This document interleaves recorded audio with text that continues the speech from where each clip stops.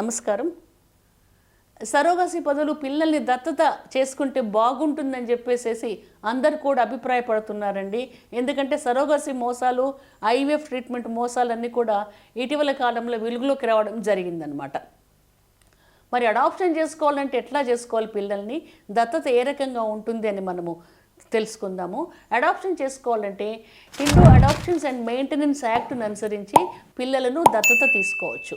ఎలాంటి పిల్లల్ని తీసుకోవడానికి రూల్స్ ఉపయోగిస్తారంటే, జనరల్గా మనకు తెలిసినటువంటి మన కజిన్స్ కానివ్వండి, మన బ్రదర్స్ సిస్టర్స్ కానివ్వండి, మన ఫ్రెండ్స్ కానివ్వండి, మన సర్కిల్లో ఉండేటటువంటి పిల్లలను మనము దత్తత తీసుకోవాలంటే ముందుగా పేరెంట్స్ యొక్క అంటే ఎవరైతే బాబు పాపను కలిగి ఉన్నారో వారి యొక్క అనుమతి కావాలి. ఇద్దరు కూడా యాక్సెప్ట్ చేయాలి. ఇచ్చేవాళ్ళు యాక్సెప్ట్ చేయాలి, పుచ్చుకునే వాళ్ళు కూడా యాక్సెప్ట్ చేయాలన్నమాట. కాకుంటే ఈ అడాప్షన్ తీసుకోవాలంటే కొన్ని నియమాలు మనకు ఏర్పరిచారండి చట్టాన్ని అనుసరించి.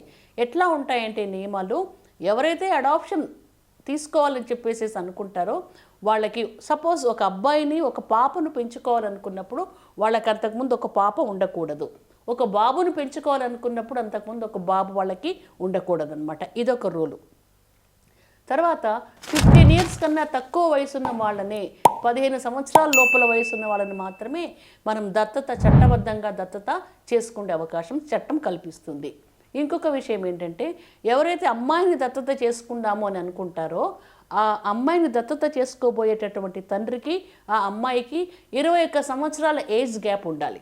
అబ్బాయిని దత్తత చేసుకోవాలనుకున్నప్పుడు అతని దత్తత చేసుకోబోయేటటువంటి తల్లికి ఆ అబ్బాయికి 21 సంవత్సరాల గ్యాప్ ఉండాలన్నమాట.